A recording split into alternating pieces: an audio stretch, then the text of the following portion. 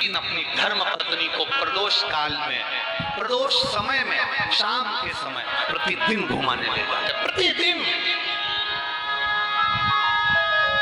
और इनको देख देख कर लक्ष्मी जी को भी थोड़ा सा वो लगता है, सरस्वती जी को भी लगता है। एक बार तो लक्ष्मी जी ने भगवान विष्णु से भी कह दिया था, क्या है प्रभु देखो उनको शाम होती नहीं, गाड़ी उठाई नहीं, पार्वती को बिठाए, नंदी पे बैठे, दोनों चल और तुम हमको आज तक कहीं लेके नहीं गए।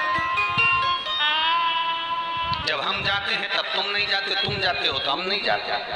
तुम खुद देख लो, कोई घर में सत्यनारायण का पूजन करते हैं तो आपको अकेले को बुलाते हैं, और दिवाली पे लक्ष्मी पूजन करते हैं तो मुझे बुलाते हैं, अकेले हमें कभी लेकर नहीं गए। भगवान ने कहा कि अब मैं क्या बताऊं, उनको देखो दोनों घूमने जाते हैं। आपके भी कोसी गांव में, आपके नगर में, आपकी कॉलोनी में, आपके दिल्ली विल्ली जहां से तुम लोग कथा सुनने आए हो, जिस फ्लैट में रहते हो उसके पास में कोई रहता हो और वो अपनी पत्नी को रोज मोटरसाइकिल पे घुमाने ले जाए, मार्केट ले जाए, मॉल ले जाए और टाकीज ले जाए, तो घर में जो बहुएं रहती है ना पत्नी, उनका भी जीवड़ा बड़ा उड़ता। इनको कमाने से फुर्सत नहीं, उनको घुमाने से फुर्सत। और जितने यहाँ ड्यूटी में लगे हैं इनकी भी यही हालत है। उनसे भी कह रहे तुम्हें कमाने से फुर्सत नहीं, नौकरी से फुर्सत नहीं, और हमें आज तक कहीं लेकर नहीं गए, नहीं। भगवान नारायण एक बार तो लक्ष्मी जी से कह दिया, अच्छा तेरा मन है ना तो चल मैं तुझे घुमा कर लेकर आता हूँ। लक्ष्मी जी गई और तुरंत जब घूमने के लिए तैयार होने गई, तैयार होकर लक्ष्मी जी ने बैकुंठ के आज 8 दरवाजे, 8 दरवाजे में ताला लगाया, 14 खिड़कियां, सारी खिड़कियों में दरवाजे ताले लगाकर जो बाहर आई, अंधेरा हो गया। लक्ष्मी जी कहने लगे अब तो रात हो गई। भगवान बोले तो अब क्या करें, तो लक्ष्मी जी बोली अब कैसे घूमने जाएंगे। रोज लक्ष्मी जी तैयार होती, दरवाजा खिड़की बंद करती, जब तक तो रात हो जाती। भगवान विष्णु से लक्ष्मी जी ने कहा देखो पार्वती और शंकर जी दोनों जाते हैं, वो अपने घर में दरवाजे में ताला माला नहीं लगाते, ऐसे ही चले जाते हैं क्या। भगवान विष्णु बोले कुछ होए तो लगाए।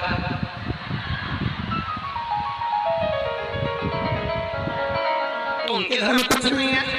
इतने में भगवान नारायण बोले थोड़ा बहुत होगा भी। जब वो जाते हैं घूमने तो अपने गले में से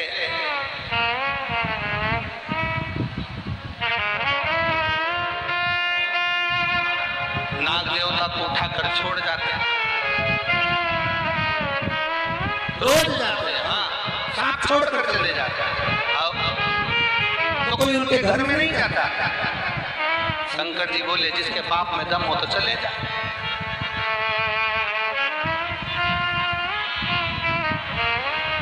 जिस कमरे में से सांप निकल जाता है 8-10 दिन तक तो जरा सा अगर किसी का कपड़ा भी पांव पे आ जाए तो चला जाता। बोलो नहीं जी सही है गलत? अरे बोलो तो नहीं, ब्रज 84 कोस के रहने वाले हो, बड़े मस्ती में बोलो, सही है। एक जरा सा किसी का कपड़ा गया तो फिर यहाँ तो बाबा है। अब पार्वती जी को लगा कि रोज घूमने जाते हैं, रोज भ्रमण पर जाते हैं, पर आज तो गजब कर दिया बाबा ने, मुझको लेकर नहीं गए, मेरे को लेकर नहीं गए। और पार्वती जी को गुस्सा आ गया। पार्वती जी बोली तुम जाओ हम भी जाते। और पार्वती मैया तुरंत यशोदा जी के यहाँ पहुंच गई। और यशोदा रानी के यहाँ जैसे पार्वती मैया पहुंची, सुंदर माथे पर बिंदी माता के, सुंदर लाल चुंदड़ी माता की, और एक बुजुर्ग बूढ़ी का रूप रखकर, होठों पे लाली, नैनों में सुरमा, मेरी माँ के बालों में गजरा, और बुजुर्ग। अब बूढ़ी माँ इतना श्रृंगार करी तो यशोदा को तो सोचना था कि ये कौन।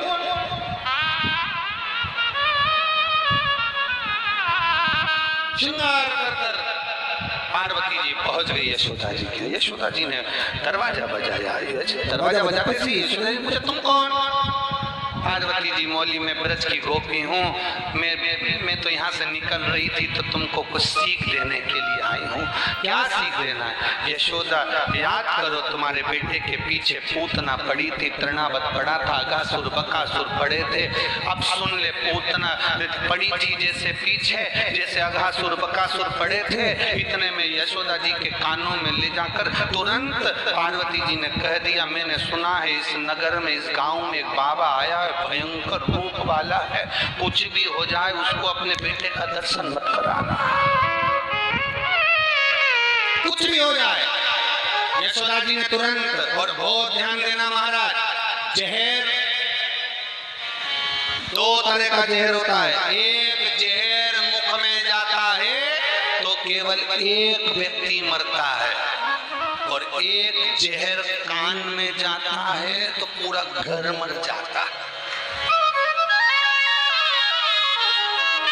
चुगली, निंदा, बुराई, ये जहर जब कान में गया तो पूरा घर बर्बाद। किसी से कहते तुम्हारी बहू बेकार, सास के कान में थोड़ा सा जहर डाल दो, तुम्हारी बहू ने ये किया, तुम्हारे बेटे ने वो करा, पूरा घर अस्त व्यस्त हो जाएगा। एक बहू के कान में कह दो तुम्हारी सास तो ऐसी है, तुम्हारे ससुर तो ऐसे हैं, तुम्हारे ननद तो ऐसी, तुम्हारे नंदोई तो ऐसे। वो कान में जो जहर गया, मुख में जहर जाएगा तो अकेला मरेगा, कान में जहर गया तो बहुत सारे मरते हैं, एक साथ पूरा परिवार चले जाता है।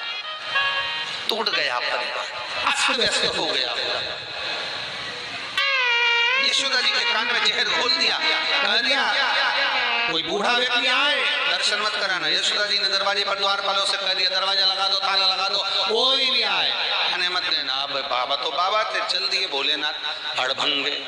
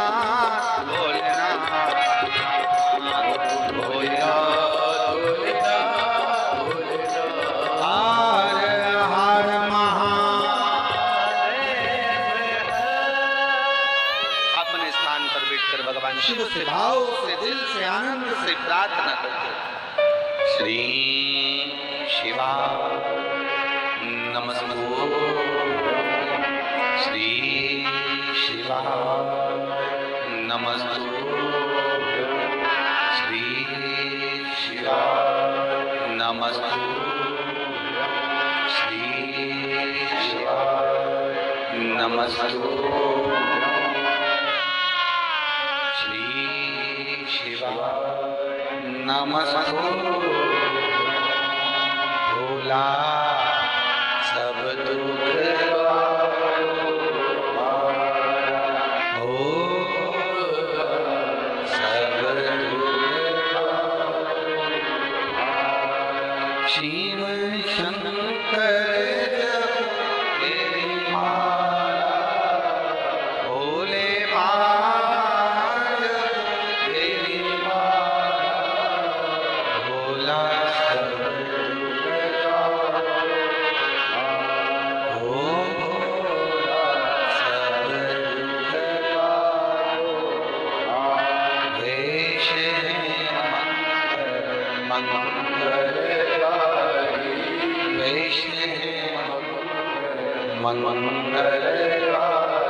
शमशान शमशान हो सब दुख हो सब दुख बाबा आए दरवाजे पर दरवाजा की अलग लगाई दरवाजा कोई ना खोले कोई नहीं यशोदा जी ने आवाज सुनी लाला के कानों में शब्द गया लाला मुस्कुराए प्रसन्न हुए ठाकुर अब इतने में तुरंत यशोदा जी के पास खबर गई बहुत बुजुर्ग सा कोई बाबा आया है तन पर राख लपेटी है पर लगता बहुत बहुत पुराना पेड़ की उम्र होती है व्यक्ति की उम्र होती है मनुष्य की उम्र होती है जलचर थलचर की उम्र होती है मंदिर की उम्र होती है पत्थर की उम्र होती है लकड़ी की उम्र होती है जल की उम्र होती है सबकी उम्र होती है सारे देव की उम्र है पर किसी पुराण में ये नहीं लिखा कि शंकर जी की उम्र क्या होती है सारे देवताओं की उम्र का वर्णन लिखा ब्रह्मा जी ने नारायण ऐसे इंद्र ऐसे वायुदेव जलदेव गरुण देव वरुण देव ये सब का वर्णन आया पर भगवान शंकर का कहीं वर्णन नहीं आया कि शंकर जी की उम्र कितनी है तो यशोदा जी के पास खबर गई कोई बुजुर्ग आया है बड़ा बड़ा तेजवान है यशोदा जी ने तुरंत कहा मैं अपने बेटे को क्या करूं उसके पास में जाकर यशोदा जी इसका जाओ तो सर यशोदा जी ने दरवाजा खोला पूछा क्या बात है बाबा बाबा बोले तुम्हारे लाला का नाम सुना है दर्शन करने आया हूँ इतने में तो यशोदा जी बस मन में कहा कितना सुंदर बाबा है राख लपेटा इसके चेहरे पर कितना चमक है मत मन कर गया ठीक है बाबा अभी लाई अंदर गई यशोदा जी लाला को उठाया लेकर चली इतने में पार्वती जी बीच में जूड़ा ऊड़ा बांधी सुरमा लगाई सामने खड़ी होगी यशोदा रानी तुम्हें मैंने बताया था एक बुजुर्ग बाबा आया है भयंकर है वो यशोदा जी के भयंकर तो नहीं है पर सुंदर बहुत है बूढ़ा भी बहुत मेरे बेटे को आशीर्वाद देकर जाएगा पार्वती जी ने कहा हमें क्या जाता है ले जाओ बाद में तुम्हारे साथ कुछ हो तो हमसे मत कहना इतने में यशोदा जी बोली अरे एक बार तू तो देखकर आ पार्वती जी ने कहा भी आती हूँ देखकर और जो पार्वती जी गई और ऊपर छज्जे में पार्वती नीचे भोले बाबा पार्वती जी ने जो झांका शंकर जी ने डमरू खड़काया जो ऊपर देखा देखते सी शंकर जी मन में सोचे ये कहाँ से पूछ गई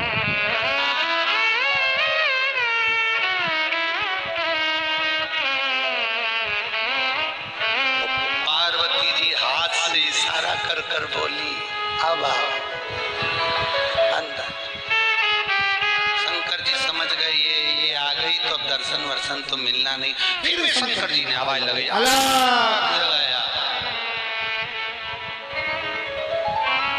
मां दर्शन कराओ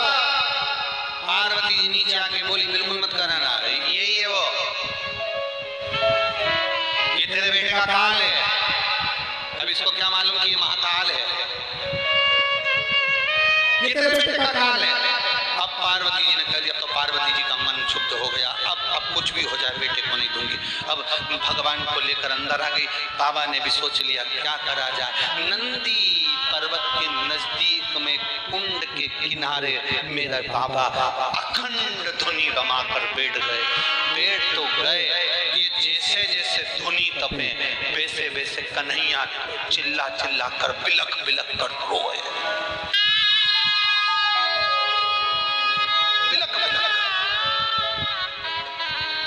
आशा लगाकर भोलेनाथ जी बैठे थे,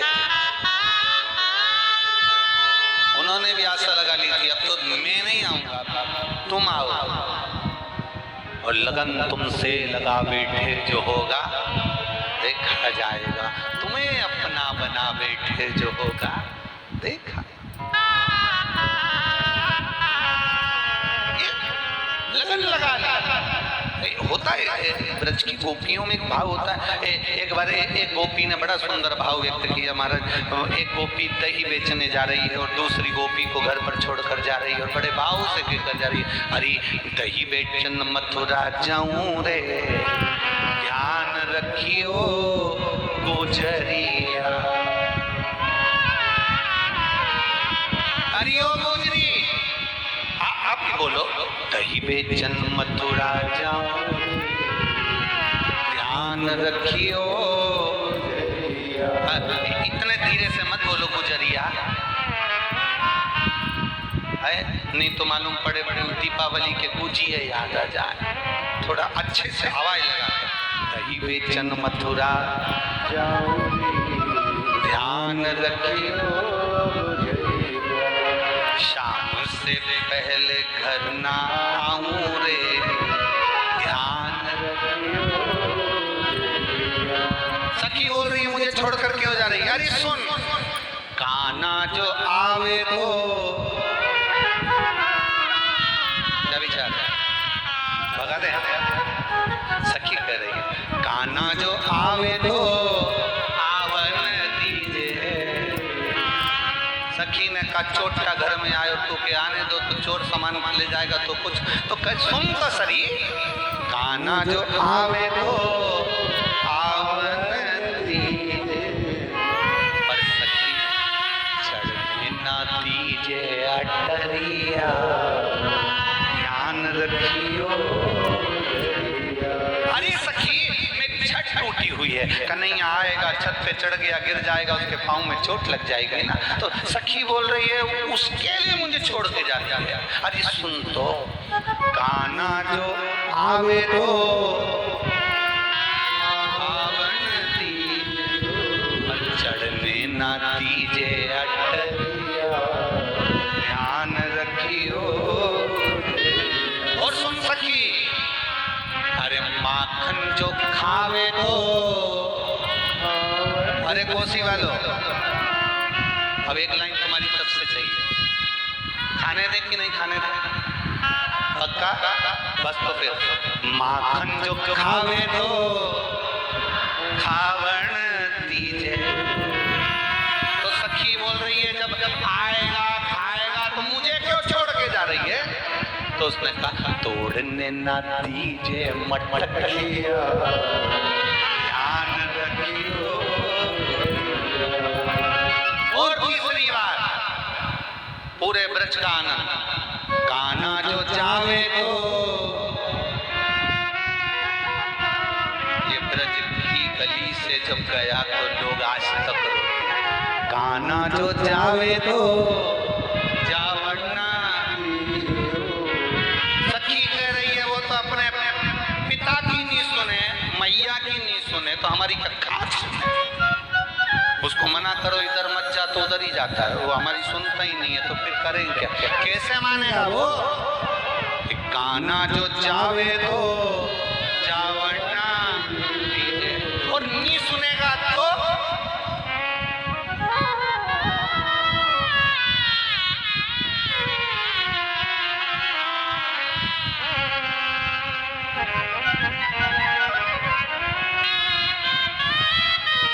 आखिरी का तोड़ है, काना जो जावे तो जावन्ना,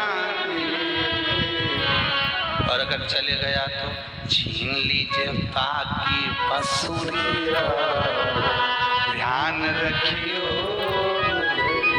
आखिरी में उसकी बंसी छुड़ा लेना, बंसी में उसके प्राण बसते हैं, बंसी में राधा बसती है, बंसी में उसके भक्त बसते हैं, इसलिए उसको छोड़कर कहीं नहीं जाए। छीन लीजिए बाकी बंसुरिया, ध्यान रखियो। कहाँ जाएगा? कह दिया। अब भगवान शंकर ने सोच लिया, अब मैं भी तप करने बैठ गया हूँ, आस लगाकर बैठा हूँ। शंकर जी का सबसे बड़ा आनंद है जो शिव से आस लगाता है वो कभी खाली नहीं जाता है, उसका भंडार भर कर जाता है। गलती हमारी, गलती संसार के लोगों की जो दुनिया से आस लगाते हैं, ये हमारा काम कर देंगे, वो हमारा काम कर देंगे, वो हमारा काम कर देंगे, ये हमारा काम कर देंगे। गलती तुम्हारी है जो तुम दुनिया के लोगों से आस लगाते हो। जो शंकर से आस लगाता है वो कभी खाली नहीं जाता। ये इतने पत्र हैं, इन पत्रों को एक बार अगर मौका मिले तो खाली समय में पढ़ना। इसमें सब लिखा है कि आस लगाने का फल क्या होता है। गलत जगह आस लगाओगे वो पूरी नहीं होने वाली। हमारे काका जी हमको ये दे देंगे, हमें वहाँ से जमीन मिल जाएगी, कोई मुझे गाड़ी दिला देगा, कोई मुझे ये दिला देगा। एक बात आप लोगों को पहले कथा में कही थी। एक छोटा सा लड़का गाड़ी देख रहा था, 4 व्हीलर गाड़ी बड़े अच्छे से देख रहा था। 4 व्हीलर गाड़ी को देखा तो गाड़ी का जो मालिक था उसने उसको कहा आओ आओ तुम्हें घुमा के लाता हूँ। उसने गाड़ी में उसको बिठा लिया, गाड़ी में बिठाया, बड़ा खुश हो रहा था छोटा सा बच्चा। गाड़ी के मालिक ने कहा तुम सोच रहे होगे इतनी सुंदर गाड़ी है। हाँ। तो उस गाड़ी के मालिक ने कहा मेरे भाई ने मुझे गिफ्ट करी है, मेरे भाई ने मुझे गिफ्ट दी। अब तुम सोच रहे होगे कि मुझे मेरे भाई ने गिफ्ट करी, तुम्हारे पास ऐसी गाड़ी होना थी, तुम्हें भी कोई गिफ्ट करता। उस बच्चे ने कहा नहीं, मैं ये नहीं सोच रहा, मैं ये सोच रहा हूँ भोलेनाथ मुझे भी ऐसा बनाना, मैं भी ऐसी गाड़ी किसी को गिफ्ट कर सकूं। कोई मुझे गिफ्ट करे वो बात नहीं मुझ में, मुझे ऐसा बनाना कि ऐसी गाड़ी में भी किसी को गिफ्ट कर सकूं, इतना मेरे बाबा मुझे देना। दुनिया के लोग आस लगाते हैं कि मुझे ये मिल जाए, दुनिया के लोग आस लगाते हैं मुझे ये गाड़ी मिल जाए, मुझे ये मिल जाए, मुझे वो मिल जाए, पर आपके अंदर भोलेनाथ के प्रति वो आस लगी होना चाहिए कि बाबा मुझे ऐसा देना कि जिंदगी में जैसे आज कोसी में श्री सुभाष जी, सौरभ जी और ये समिति बड़े भाव से कथा करा रही है, ऐसी कृपा मेरी झोली में डालना कि मैं भी जिंदगी में एक बार ऐसे शिव पुराण की कथा करवा सकूं। ऐसी कृपा और खाली न जाता कोई,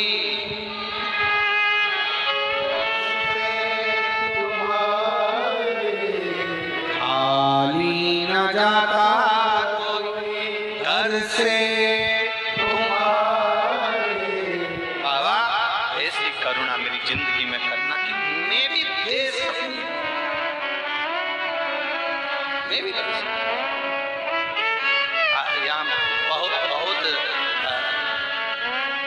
मेरी ब्रजवासियों, मेरी ब्रज की माताओं, मेरी जीजियों, मेरे जीजाओं, आपसे कहूं अभी तक ब्रज में बहुत भंडारे चले होंगे, भगवान कृष्ण के भक्त आए, ठाकुर के भक्त आए, आप लोगों ने खूब उनको पूड़ी सब्जी भजिया पकोड़ा खूब खिलाया होगा।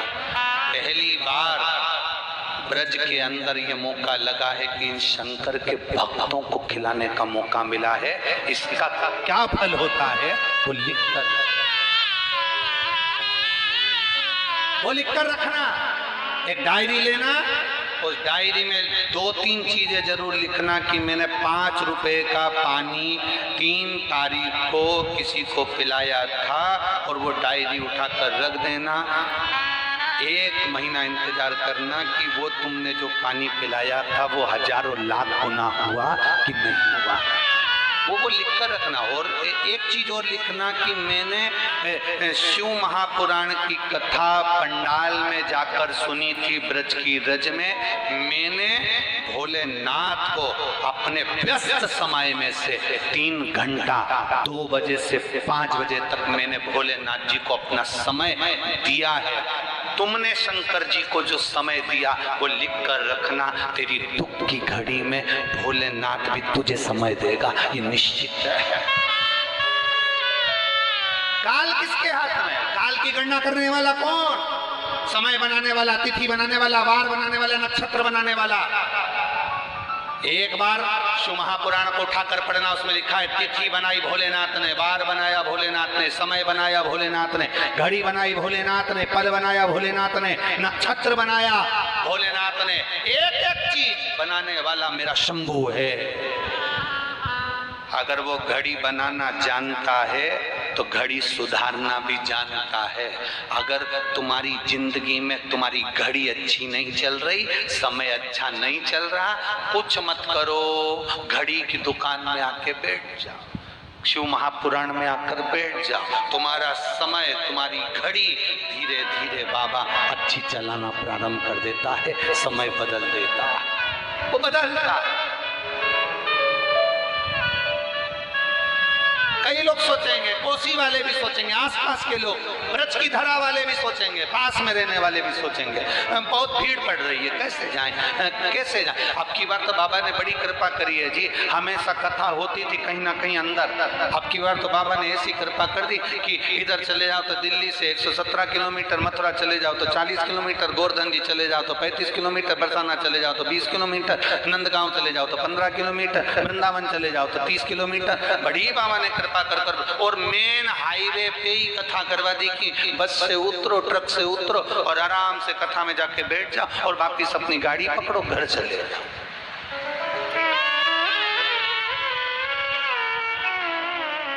तुम्हें टेंशन नहीं है, तुम तो बढ़िया उतरे चल दिए, टेंशन तो जो व्यवस्था करने में लगे हैं। पर साधुवाद दूंगा, साधुवाद है इस उत्तर प्रदेश की पुलिस को, जिन्होंने बहुत सुंदर व्यवस्था ट्रैफिक की संभाल रखी है, उसके लिए यहाँ की प्रशासन को साधुवाद, बहुत बहुत साधुवाद है। यहाँ के collector, SP, DSP, SDM, TI आदि आदि जो भी हैं, कमिश्नर आदि, सबको साधुवाद, बहुत बहुत साधुवाद। बहुत अच्छी व्यवस्था आप लोगों ने आज संभाल के रखी, बहुत व्यवस्था करिए। आस लगाकर बाबा बैठ गए। अब बाबा बैठे तो शरीफन तो यहाँ बाबा तब करे वहाँ काना रोए। यशोदा जी ने अपनी वो सखी से कहा, सखी, वो तो सखी कहती मेरा बेटा तो रोए जा रहा है, ठीक ही नहीं हो रहा, करूँ क्या। इतने में पार्वती जी ने ध्यान लगाकर देखा कि शिव कृष्ण के बिना नहीं रह सकते, कृष्ण शिव के बिना नहीं रह सकते। तब यशोदा जी से पार्वती जी बोली, लाला को एक बार उस बुजुर्ग बाबा से अपन झाड़ा लगवा कर लेकर आते हैं, तूने तो कहा था वो काल है। इतने में तुरंत पार्वती जी ने कहा, वो काल तो है परंतु वो सबके लिए काल नहीं है, किसी किसी के लिए वो महाकाल भी है, तुम चिंता मत करो। कभी कभी नींद की गोली ज्यादा खा लो तो व्यक्ति के प्राण भी जा सकते हैं, पर कभी कभी डॉक्टर भी लिख देते हैं कि नींद की गोली खाओ तो तुम्हारा स्वास्थ्य ठीक रहे। कभी कभी हमारे लिए गलत जगह पर जाना दुखदायी है, और कभी कभी किसी व्यक्ति के जीवन में थोड़ा सा ज्ञान देना सुखदायी बन जाता, सुखदायी। चलो पार्वती जी तुरंत यशोदा जी से बोली। यशोदा जी ने कहा कि तुम अपन बेटे को लेकर जाएंगे, और बाबा ने उसको ले लिया। तो पार्वती जी मुस्कुराकर बोली, अगर तुम्हारा बेटा उस बाबा की गोद में आ गया ना यशोदा मैं दिल से कहती हूँ, जो एक बार शंकर की चौखट पर चले जाता है, शिवालय में चले जाता है, शंकर के द्वार चले जाता है, शिव महापुराण में चला जाता है, वो फिर बाबा की छत्र छाया में मरते दम तक बना रहता है। वो सहज है। जरा एक बार पूरी महाभारत को उठाकर देखिएगा। भगवान कृष्ण ने अर्जुन को, नकुल को, सहदेव को, भीम को, युधिष्ठिर को बारंबार कहा, भगवान शंकर की आराधना करो। अर्जुन से कहते शिव की आराधना करो, भीम से कहते शिव की आराधना करो, युधिष्ठिर से कहते शिव की आराधना करो।